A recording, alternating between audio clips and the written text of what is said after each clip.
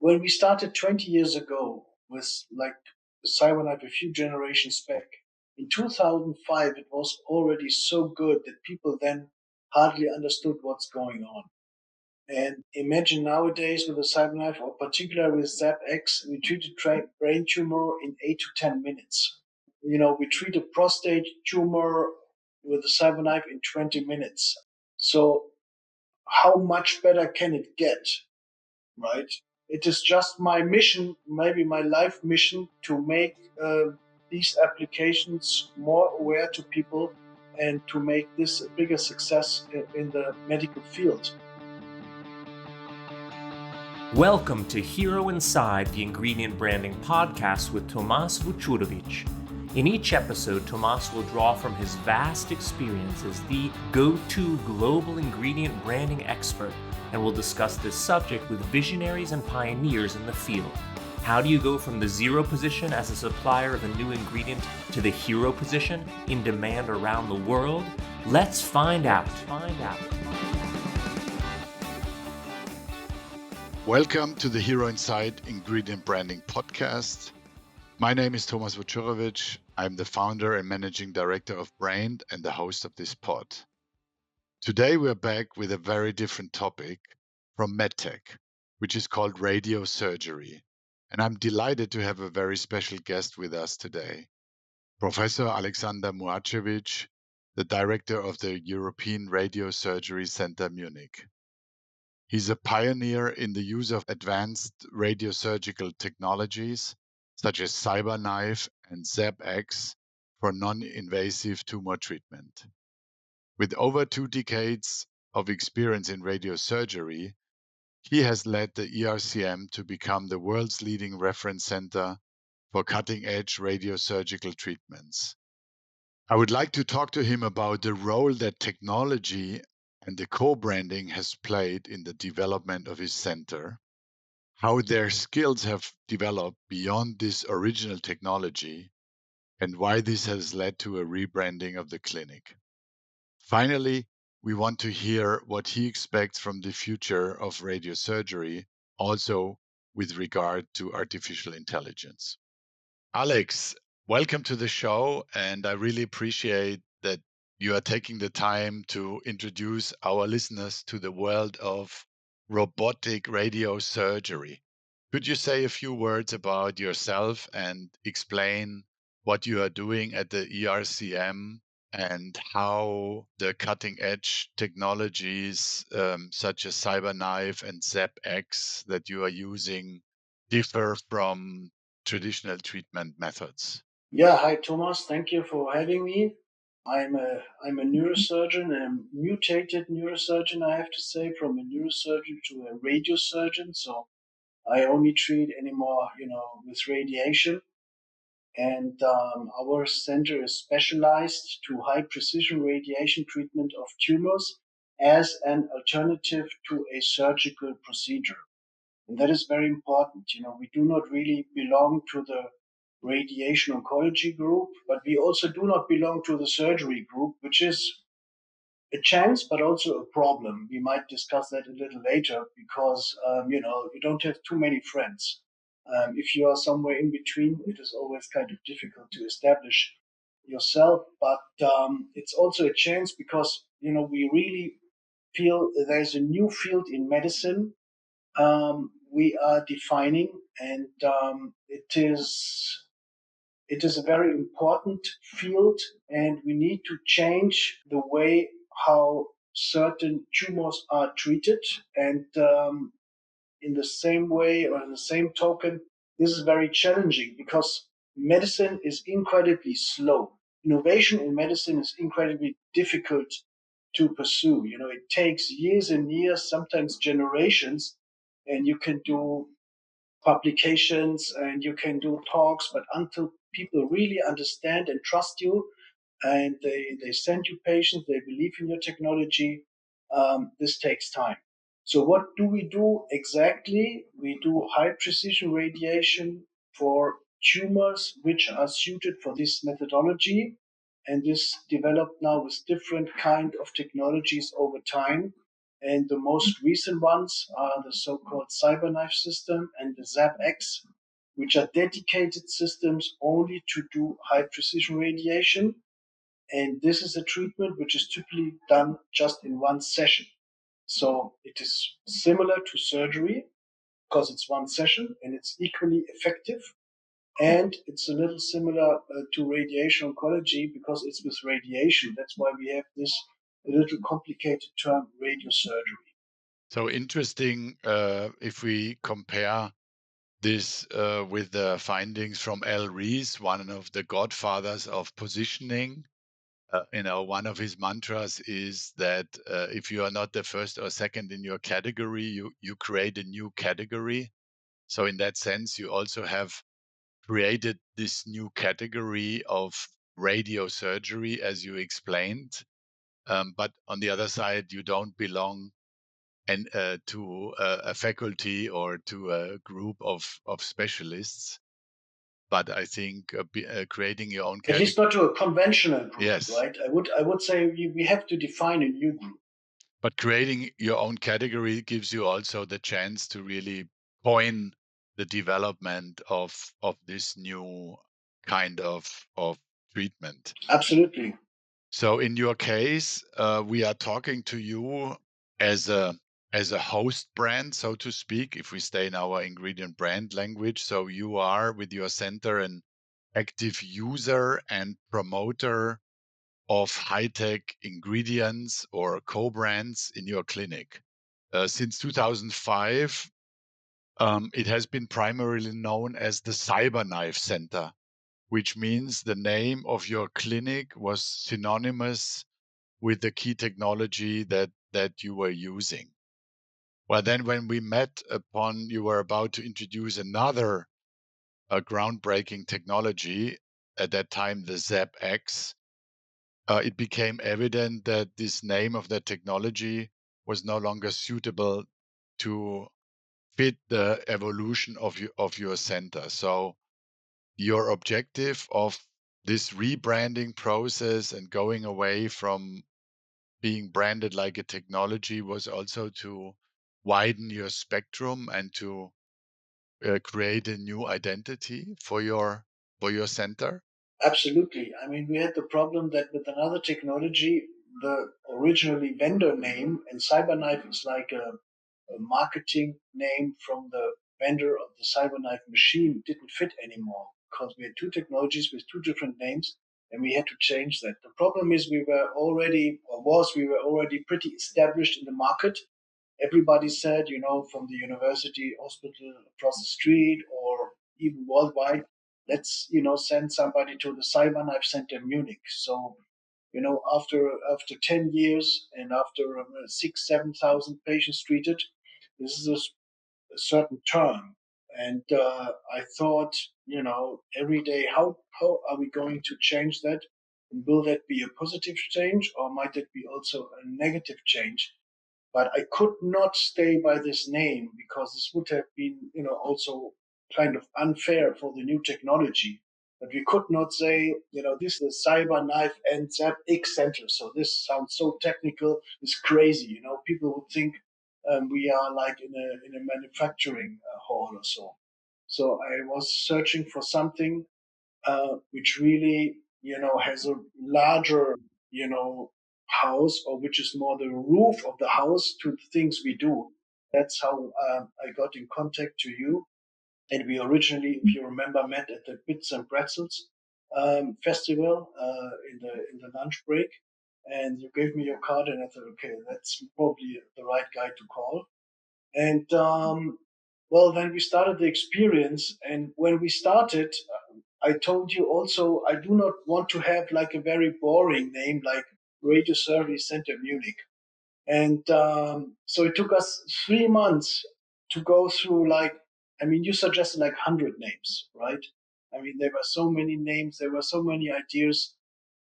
But, my ambition was I do not want to have a vendor name, but I still want to have in the name, a clear cut direction for people to hardly understand what we do. And in the end, it became more or less exactly the name we did not want to have. but it was still a very good experience and the right experience, because without that experience, I would always have struggled that we did not try everything possible to find another name or another brand name. So sounds a little weird, but I think this describes a little bit our journey together. Yeah, I remember, but there was also another important aspect of that project, and that was the learning that you are doing at your center much more than just successfully deploying this technology. Because over the course of time, you have created this distinctive expertise, how to utilize the technology, how to manage it. You gained also a massive amount of data and data intelligence. So that was another reason to say you are more than just the name of the machine or of the technology, and that is also what makes a brand. A brand is more than the product it's producing or the technology is using. So can you tell us a little bit more what makes your center different from others that are maybe using the same machine or the same technology? Yeah, well, our center, now called European Radiosurgery Center Munich, is like a cooperation center to the University of Munich hospitals. And so, that's the place where I did my education at the hospital Großhadern across the street. So we are attached to a very big, and I think it's the second biggest university hospital in Europe. And but we are still independent, which gives us a lot of freedom. So we have a very close, high-level medical cooperation. This is not only for clinical, but this is also for research. So we are involved in many local and international research projects. Um, but our center is still freestanding, which gives us the possibility to offer hopefully a very good patient service. If you come at 3 o'clock, you have your date at 3 o'clock, you see your doctor at 3 o'clock, or maybe at 3:05, or maybe 3:10, but not later. So maximum 10 minutes. You want to have, very friendly co-workers, who guide patients through the treatment. We try to do, to have very empathic patient communications. And our center, it's much more than the beam or the machine. And this was also something in relation to the name. I want to get away from a technical term name from the machine. It is a medical center. We are doing radiosurgery, but we try to give the patient like a journey. Everybody is friendly, a correct timing, most of the time successful treatments. Be very selective with your treatments. If things don't fit, we rather don't treat, instead of doing anything mediocre.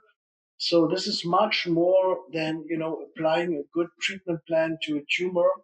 And to see this as a more like a holistic approach, I think is nowadays extremely important. And that's something which is very well, respected by people.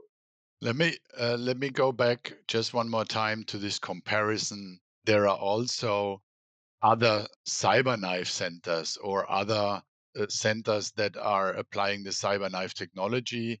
You were advocating that technology. You were the pioneer. You were also communicating a lot about this technology.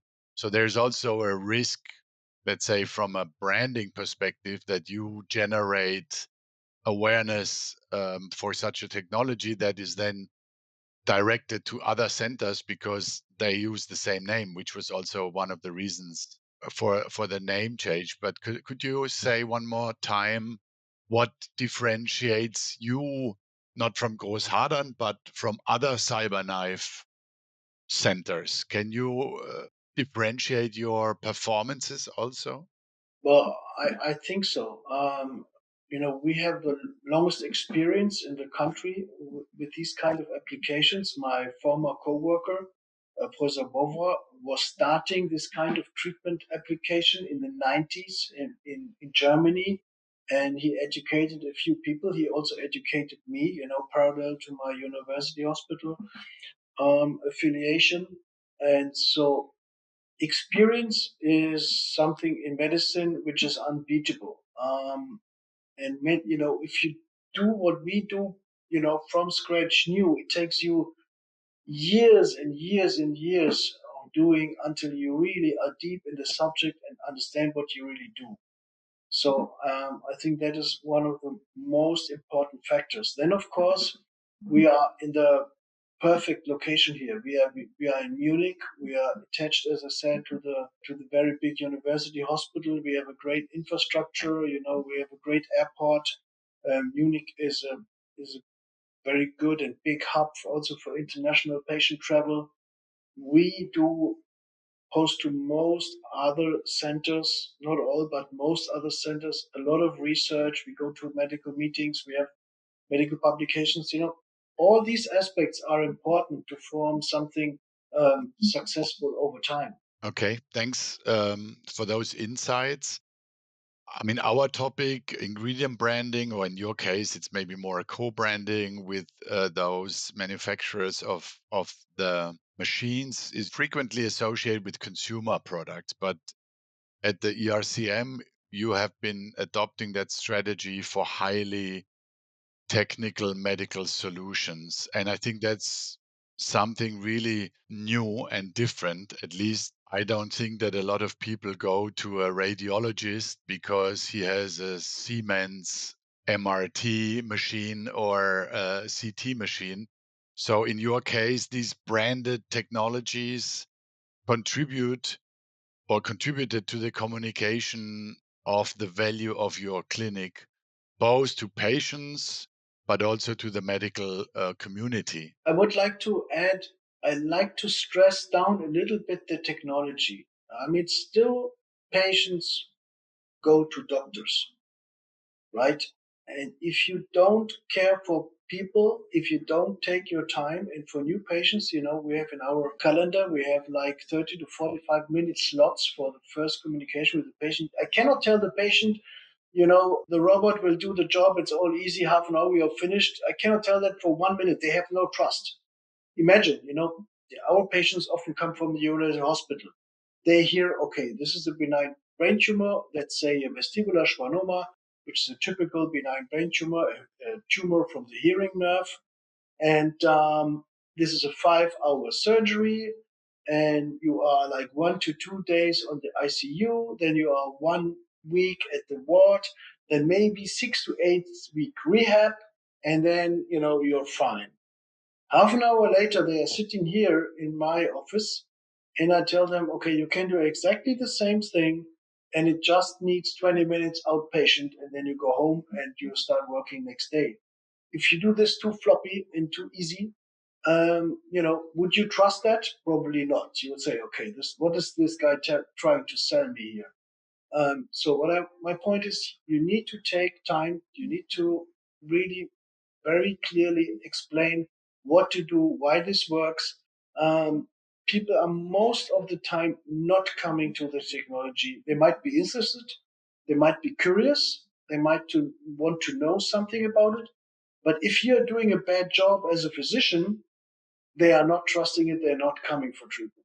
I was visiting your center several times, and the design of your facility, but also the equipment, in particular the new ZAP-X room, plays also a role in the patient experience. I know you also place great value on interior design. You have integrated art into the space. So, how does this modern, forward thinking design experience additionally influence the patient's perception and comfort during their treatment? I'm a big believer that this is incredibly important. If the atmosphere is good, if the architecture is positive, if the lighting is good, people are calmed down very, very fast. And, we try to position the machines, as part of the integrative, medical procedure. But again, this only works if you have very good, committed co-workers on the side to the technology, and then this gives, a round thing. But I'm a big believer that with architecture and sensual experience, this will enhance the even the treatment success a lot. I mean, we are building now another. We are maybe come to that later, but we are implementing another machine next year. And for this treatment area, I now engaged like a Swiss video artist, and with him, I'm currently trying to find a way to design the whole treatment area like with a video experience. So I want really that patient goes through the treatment and just not say, okay, I was lying there, the robot was doing the job. I want that people have an experience because of the light and maybe the music, which will stimulate their brains, and we treat a brain tumor.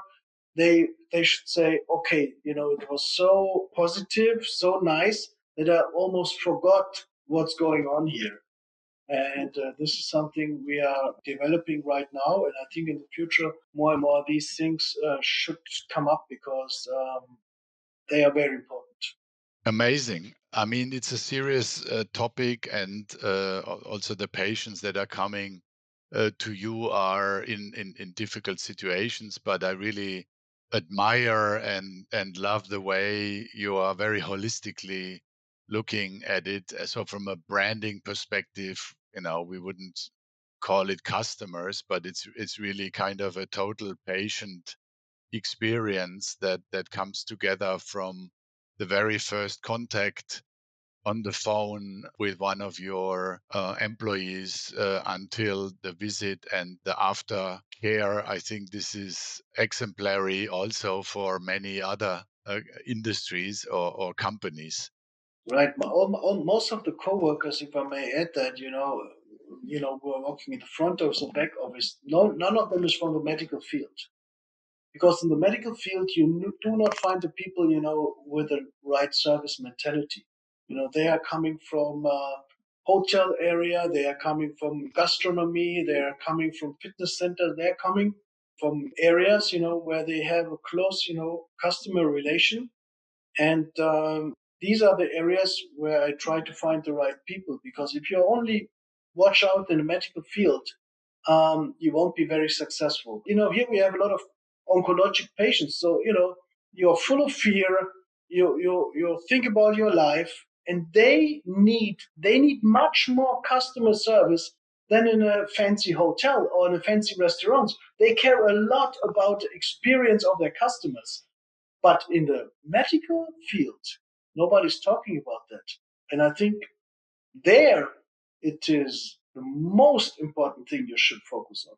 The European Radiosurgery Center is much more than technology. It's much more than machinery. It's really a total patient experience. So after a few years, after going through this rebranding approach and open yourself up to new technologies, you were just mentioning there's another third or fourth technology maybe coming in, and you always said, oh, I've never done branding and I never thought about it. But are you happy about the process? Are you happy about such a project that you are now maybe more consciously thinking about who are we as the center? What are we doing? What is the role of the technologies? And that you can strategically develop your center also further into the future. In the first year, I have to say I was a little worried because there were so many people who said, I sent to the Cyberknife Center. Nobody was using our name. Nobody. And I said, oh, damn it, we have a new name and nobody's caring for it. But of course, this name was in the brain of people for many, many years. And nowadays, I take it easy. If somebody says send to the Cyberknife Center, okay, fine, no problem. We have a different name, but we don't really care. It is 100% the right way how we did it, because it gives us the chance now to develop further. With this name, everything fits in this name. Just if you talk about branding and spinning it out. You could do ERCM in Dubai or whatever. And so this branding name gives you a lot of potential. And again, it was 100% the right decision. And is your team also happy with it? And do you have some kind of a brand loyalty amongst your coworkers? The team likes it. Likes it out because we have what we did together with you and your colleagues. The logo, the logos for development, I think was very important, and the team is quite proud also of the logo. We have now shirts and we have caps and we have bottles, and everybody has a logo and his name on that, and people are proud, I think, of the name, and they understand, they get it, and they feel like a little bigger than before. It's not just a Cyberknife; it's like a radiosurgery center overall. So I think also for the team, it was exactly the right decision. Do you actually get supported also by the manufacturers of the technologies? Not enough. Not enough. Accuray, I think, is the manufacturer of the Cyberknife Yeah. technology, ZAP-Surgical. You are the pioneer of those technologies. So do they also communicate about you, and do they support you in your activities? Well, they would invite you for, invited talks at certain meetings, or, I do another webinar, for example, tomorrow about renal cell cancer together with Accuray. But support is a big name, and I told them that I'm a little, disappointed that the support is little. They do have, ZAP, for example, what I just learned last week in Frankfurt at a symposium. They have like a marketing kit, but of course, this is all in English language. So that's, both are like Californian companies. Something, you cannot use in Germany. It makes no sense. So you have to do that on your own. You do get very, very little company support here. Okay, Alex, we are slowly coming to the end of this session. I think super interesting to get a seldom insight from a professor or doctor into the daily operations of such a sophisticated place, and it's really also a futuristic place. We will put the link to your website also in the show notes, because I think it's really impressive to see some images from your place. So we've established a brand strategy of integrated new technologies. So you're in an excellent position for the future. What do you see on the horizon, even though what you are doing today sounds to many listeners already very futuristic, but is there more to come? And what is the role of artificial intelligence playing in this digital robotic field that you are in? Well, yeah, I mean that the thing is, when we started 20 years ago with like the Cyberknife a few generations back, in 2005 it was already so good that people then hardly understood what's going on. And imagine nowadays with the Cyberknife, or particularly with ZAP-X, we treat a brain tumor in 8 to 10 minutes. We treat a prostate tumor with the Cyberknife in 20 minutes. So how much better can it get, right? I mean, this is and in the end, it doesn't matter a lot anymore. If it's done in 8 minutes or 5 minutes, that is no difference. Our challenge is still, to convince people and to spread the message. And that's again why I'm grateful that you invited me here to support, to spread the message that this is a really very good alternative in selected cases, of course. But in these cases where everything fits, it's such a huge difference to the technologies or the treatment applications which are out there right now that it is just my mission, maybe my life mission, to make these applications more aware to people and to make this a bigger success in the medical field. Concerning further technology, as I said, we will establish a next treatment suite next year. There will be a new Cyberknife platform out, but the treatment principle, I don't see thing where it can really get much better. For artificial intelligence, there is, of course, a lot which can be implemented. And interestingly, again, at this symposium last week in Frankfurt, which was it was done by ZAP-Surgical, I asked the same question to the developer of ZAP. I said, well, for treatment planning, you have to draw the tumors, and you have to talk to a medical physicist, and a medical physicist has to translate this to a treatment plan, which needs several hours, and he has to, play with all the parameters. I said, why is not the computer doing this completely automated? Nowadays, intelligent system should be able to do that. And the answer was, that is correct, but this is not necessarily accepted by the regulatory bodies. And I thought that is an interesting thought, what I didn't think before about. You cannot develop anything and throw it out on the market. Somebody, this has to go to FDA, to CE mark, and then specialists have to see that. And this is sometimes a very cumbersome and long procedure.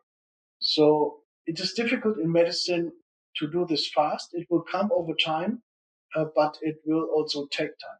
Interesting. I mean, I can understand that, as in some areas where we are doing more projects like in sustainability or in sustainable fashion, we also see that the legislation is lagging behind the knowledge and the technologies that are provided by new companies and by startups. So I can imagine how much bigger that stress or that situation must be in medical, where you need to have long-term data, standing proofs, clinical studies, and so on to get new treatments out. Alex, thank you very much for this insight into robotic radio surgery. We have a little tradition here on the podcast. You said, oh, you are not a brand expert, but obviously you're a professor and doctor, but a lot of things you've said are very relevant also for other companies and businesses. Is there a specific challenge related to your brand that you've encountered in the past years that you would like to discuss? The challenge is raise awareness with the right methods. And this is very difficult in medicine. We did for years and years, we did, our medical meetings, our scientific meetings, our publications. But then I realized, it is nice to communicate that within our expert groups, but, the ones who are affected don't get this information whatsoever. So you need to go out, and just recently we started more social media campaigns, etc., because this, we need to spread the message to the people who need to know it. And you cannot count or trust, your colleagues. A surgeon, a famous Galvez surgeon, would never suggest not to operate on this tumor, for example. He would say, okay, this is a tumor, I take out, no problem. He would not say, oh, there's a better treatment alternative for you, better don't come to me, go to this, guy with a radiation robot. This is naive. This will not happen, unfortunately. So people have to inform themselves, but where do they get the information from? And I see this more and more our duty to do. On the other side, this is something which is very difficult to do because, marketing and information spread in medicine, particularly in Germany, is something which is seen very controversial. If you go out and you do advertisement, if you go to social media, you immediately have the haters, come on, this is unserious. They have to advertise. Maybe they don't get enough patients. Maybe they want to make more money. This is completely different, of course, in the US, as you know. I've seen there 10 years ago in New York, I saw a big ad on a bus, get your prostate cancer treated by Cyberknife. This is something which cannot be done, by no means in Germany, for example. but still there's no alternative to it. So I think you have to do it. You have to do it a little bit more silent. You have to do it decent, but the challenge is to spread the message with the right methods. But I remember for the opening of the ZAP-X room, I think it's the Bild Zeitung in Germany, in Munich, you had a, I think, full page article with imageries about the super robot that is able to do these treatments. I think also there are some personality stories or patients that are willing to communicate their personal story through video and other means of communication. Exactly. That you are using science magazines on television that are talking about such improvements, but I can imagine it's a long way to go against the traditional methodologies who are also protecting themselves. And I think also we didn't talk about that because that would be another podcast if we would talk about the role of the insurance companies, right, and the health insurance system, how supportive or not supportive they are for such treatments. I think that was it. Thank you very much. Alex, do you have anyone, maybe in medical it's not so prominent, you would recommend to us as a guest? Maybe we can talk to the Accuray or surgical people and stimulate them to do more promotion for their technology. Would that be something?